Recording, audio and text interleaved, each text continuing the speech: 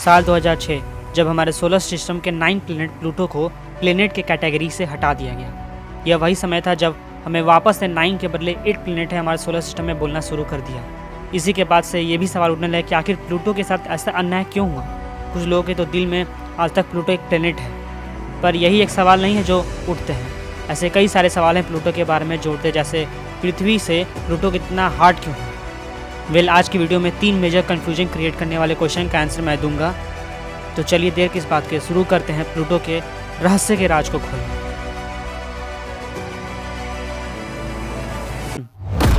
कैसे हबल दूर के गैलेक्सी को देख सकता है पर प्लूटो को नहीं। हबल ने आज तक बहुत ही अमेजिंग, आँख को आश्चर्य करने वाले स्पेस के इमेज लेते आया है, पर प्लूटो जो हमारे ही सोलर सिस्टम में मौजूद है उसका तस्वीर लेने में इतना मुश्किल होता है उसे। इसका कोई सेंस नहीं बनता कि कैसे कोई दूर के ऑब्जेक्ट के HD इमेज ले सकता है पर इतने पास का 480p क्वालिटी भी नहीं ले सकता।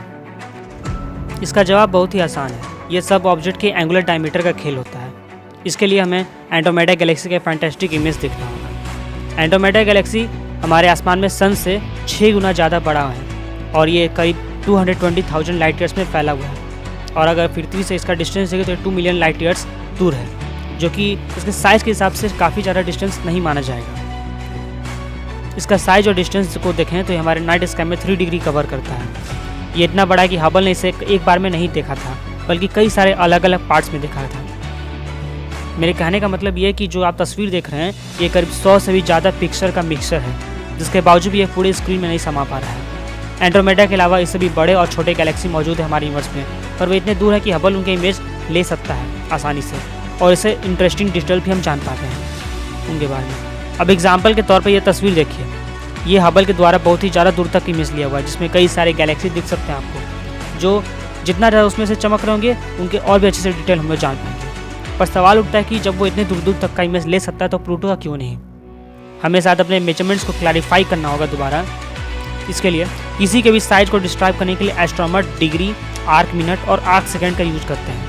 60 आर्क मिनट जो है वो 1 डिग्री होता है, 60 आर्क सेकेंड 1 आर्क मिनट होता है। तो एंड्रोमेडा के केस में वह 3 डिग्री था और हमारा मून 20 आर्क मिनट था, पर प्लूटो का अगर आप जानेंगे तो ये 0.11 मिनट आर्क सेकेंड है। वह भी सबसे नज़दीक डिस्टेंस से कैलकुलेट किया हुआ है डिस्टेंस है। सोचिए कितना ज़्यादा छोटा है, जो इसे बहुत ही ज़्यादा छोटा ऑब्जेक्ट बनाता है हमारे नाइट स्काई में। अगर अभी भी आपके मन में डाउट है तो ये एग्जाम्पल आपके डाउट को जरूर क्लियर कर देगा। मान लीजिए कि आप अपने घर के बाहर के एक तस्वीर लेते हैं अपने मोबाइल फ़ोन से, जिसमें कुछ पौधे हैं और पीछे में कुछ बिल्डिंग आपको दिख रहे होंगे। अब पौधों को है उनमें से किसी फूल को देखना चाहते हो, उसे जूम करके देखिए, वो आपको ब्लर दिखेगा। वहीं पे पीछे के बिल्डिंग जो बहुत ही दूर होंगे उसको आप जूम करके देखिए, वो बहुत ही क्लियर आपको दिखेगा। ऐसा इसलिए क्योंकि आपका जो मोबाइल फ़ोन का जो पिक्सल है वह नज़दीक के ऑब्जेक्ट को नहीं उतना क्लियरफाई करता। और यही चीज़ होता है हबल के साथ भी। हबल दूर के गैलेक्सी के फ़ोटो को आसानी से खींच लेता है, वहीं पे पास के प्लूटो जो कि बहुत ही छोटा सा एक ऑब्जेक्ट टाइप है उसका वो नहीं ले पाता इमेज। उम्मीद है आप समझ गए होंगे। और इसीलिए न्यू होराइजन स्पेसक्राफ्ट को 2015 में भेजा गया था प्लूटो पर, क्योंकि हमें बिल्कुल भी नहीं पता था कि हमें क्या मिल सकता है क्या नहीं।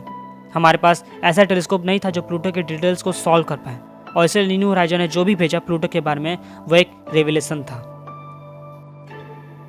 पर न्यू होराइजन स्पेसक्राफ्ट के जाने से पहले ही हमें प्लूटो के कई सारे मून्स मिल चुके थे, जिनमें से एक कैरोन भी था। और हमारा अगला कन्फ्यूजिंग क्वेश्चन जो है कैरोन से ही जुड़ा हुआ है। सवाल ये है कि प्लूटो और कैरोन क्यों एक रहस्यमयी पॉइंट का ऑर्बिट कर रहे हैं एम्प्टी स्पेस में। बहुत लोगों को नहीं पता, पर जिनको पता है उन्हें एक बार थोड़ा आश्चर्य तो हुआ ही होगा। क्या वहाँ पर कोई इनविजिबल डेंस ऑब्जेक्ट है, जैसे कोई ब्लैक होल। जब न्यू होराइजन प्रोब जो है वो प्लूटो और कैरोन तक पहुँचा 2015 में, तो उसने काफ़ी नज़दीक से इस फिनोमेना को देखा और डिटेल में हमें तब जाकर पता चला कि वहाँ पर कोई ब्लैक होल नहीं है। तो जब ब्लैक होल नहीं है तो फिर क्या है।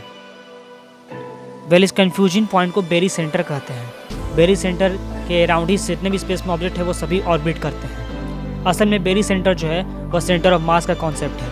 अगर आपने क्लास 11 में सेंटर ऑफ मास पढ़ा है तो आपने ये भी जाना होगा कि जो 2 मास होते हैं जिनमें से एक मास हैवियर होता है और दूसरा जो होता है थोड़ा कम मास का रहता है, तो सेंटर ऑफ मास जो है वो हैवियर मास की तरफ लाई करता है। इस चीज़ को समझने के लिए एक एग्जांपल लेते हैं। अगर मेरे पास एक साइड पर बटर नॉट स्क्वैश है जो कि हैवियर वेट का है, वहीं दूसरी साइड पर कीवी एक फल लेता हूँ जो कि थोड़ा कम वेट का है, तो आप इनका सेंटर मास देखेंगे तो ये ज़्यादा मास की तरफ लाई होता है।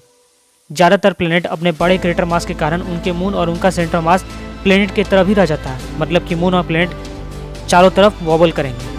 प्लूटो और कैरोन के केस में क्या होता है कि ये दोनों इक्वल मास के हैं और इसी कारण इनका जो सेंटर ऑफ मास है प्लूटो से ज़्यादा दूर रहता है, जिसकी वजह से हमें लगता है कि वे कोई इनविजिबल ऑब्जेक्ट या इनविजिबल पॉइंट का ऑर्बिट कर रहे हैं स्पेस में। इसके अलावा हमारे सोलर सिस्टम में सन और जुपिटर पर भी ये कंडीशन लाई होता है। तो ये भी बड़ा कन्फ्यूजन क्लियर हो गया, तो क्यों नहीं अगले सवाल पे पढ़ा जाए। और ये भी बहुत लोग जानना चाहते हैं कि आखिर क्यों प्लूटो को प्लेनेट से हटा दिया गया, उसके साथ अन्याय क्यों किया गया। इसका जवाब बहुत ही फैसिनेटिंग के साथ मैं देना चाहता हूँ। इस सवाल का जवाब जानने से पहले एक बार इस पर भी ध्यान दीजिएगा। एक टाइम था जब हम 100 प्लेनेट को कंसीडर करते थे हमारे सोलर सिस्टम में, और ये बिल्कुल सच है। बदलते समय के साथ ये नंबर कभी बढ़ता और घटता गया। ऐसा नहीं था कि प्लेनेट अचानक से दिखते हैं और गायब हो जाते हैं। इनके पीछे बड़ा वजह था। बहुत ही मतलब एंशिएंट ग्रीक के टाइम में अर्थ के पास 5 प्लेनेट माने जाते थे उस टाइम पे, जो हमारे खुले आंखों से दिखते थे, जैसे मरकरी, वेनस, मार्स, जुपिटर और सैटर्न। एंशिएंट ग्रीक ने सन और मून को भी प्लेनेट की लिस्ट में रख दिया था, पर वह आइडिया कभी चला नहीं। लेट 1700 में यूरेनस डिस्कवर हुआ और ये डिस्कवरी एक नया रिवॉल्यूशन उस टाइम पर लेकर आया, क्योंकि किसी को भरोसा नहीं था कि 5 से भी ज़्यादा ग्रह हो सकते हैं हमारे सोलर सिस्टम में। इस डिस्कवरी के बाद कई और प्लेनेट कैंडिडेट खड़े हो गए, जैसे सेरेस, वेस्टा, पलास और जूनो। ये सभी उन जगह पर पाए गए जिन्हें आज हम एस्ट्रॉयड बेल्ट कहते हैं, जो मार्स और जुपिटर के बीच में मौजूद है। पर उस टाइम पे ये एस्ट्रॉयड के लिस्ट में नहीं शामिल थे। अर्ली 1800 के साइंस की किताब में ये सभी प्लेनेट के ग्रुप में लिस्ट थे, जिन्हें आप खुद देख सकते स्क्रीन पर। मिडिल 1800 में नेपच्यून को भी डिस्कवर हुआ और कुछ ही डेकेड में हमारे पास प्लेनेट का भंडार हो गया था। उस टाइम पर हमारे पास कोई क्लियर डिस्टिंक्शन नहीं था कि जैसे आज हमारे पास 8 प्लेनेट जानते हैं। 1860 के आते आते 100 से भी ज़्यादा एस्ट्रॉयड मिल चुके थे।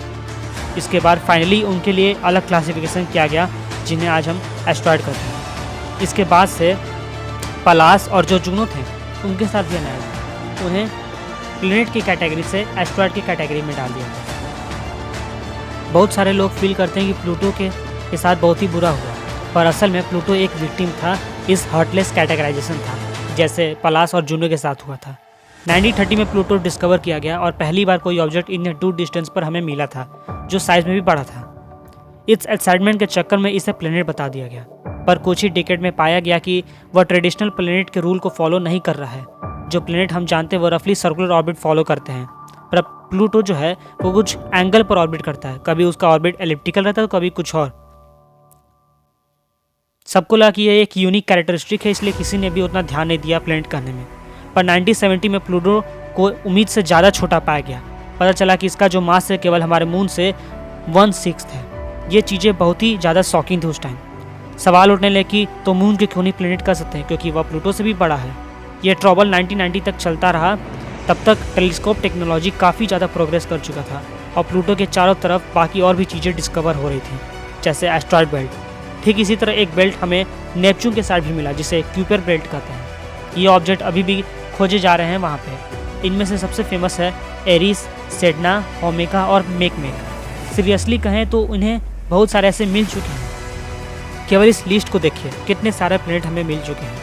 इसीलिए 2006 में एस्ट्रोनॉमिकल यूनियन ने सोचा कि इसका कुछ तो इलाज करना ही होगा, और ये वही समय था जब दुनिया को प्लेनेट का नया डेफिनेशन मिला, जिसमें पहला, उसे सन का ऑर्बिट करना होगा। दूसरा, सफिशिएंट मास होना चाहिए अपने खुद के सेल्फ ग्रेविटी के लिए, ताकि वो अपना सर्कुलर शेप को मेंटेन कर पाए। तीसरा, अपने ऑर्बिट के दौरान अपना पाथ जो है क्लियर करना होगा, अपना रास्ता।